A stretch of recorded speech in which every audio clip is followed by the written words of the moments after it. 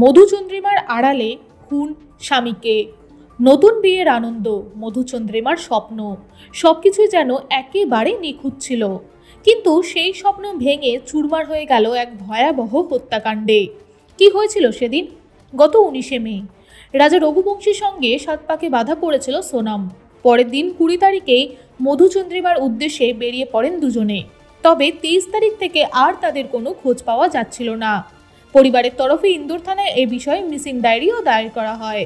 ইন্দোর পুলিশের অনুরোধে তদন্ত শুরু করে মেঘালয় পুলিশ। গত 2রা জুন রাজা রঘুবংশীর দেহ পাওয়া যায় ওই ইসডং জলপ্রপাতের কাছ থেকে। রক্তমাখা একটি কালো বর্ষাতি এবং দাও পাওয়া গিয়েছিল সেখানে। রাজার দেহ উদ্ধারের পরেও সোনামের খোঁজ না পাওয়ায় অনেকেই মনে করেছিলেন মেঘালয়ে গিয়ে দুষ্কৃতীদের কবলে পড়েছিলেন নবদম্পতি। সোনামকে হয়তো অপহরণ করা হয়েছে। সোনামের পরিবার প্রথম দিন থেকে সিবিআই তদন্তের দাবিতে সরব হয়েছিল। মেঘালয় পুলিশের তদন্তে অসন্তোষ প্রকাশ করেছিল সোনামের পরিবার। কিন্তু তদন্তে নতুন মোড় এনে দেয় স্থানীয় এক ট্যুর গাইডের বয়ানে। শনিবার ওই ট্যুর গাইড পুলিশকে জানান নিখোঁজ হওয়ার দিন ওই দম্পতিকে আরও 3 জনের সঙ্গে দেখেছিলেন তিনি।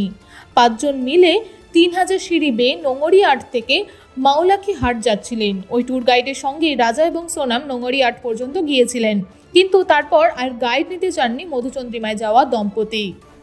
সূত্রের খবর, এই তথ্য জানার পরেই সোনামের খোঁজে আরও তৎপর হয়ে ওঠে পুলিশ।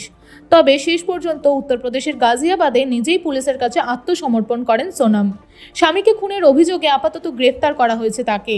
সেই সঙ্গে উত্তরপ্রদেশ থেকে আরও 1 জন এবং ইন্দোর থেকে বাকি 2 জনকে গ্রেফতার করা হয়েছে।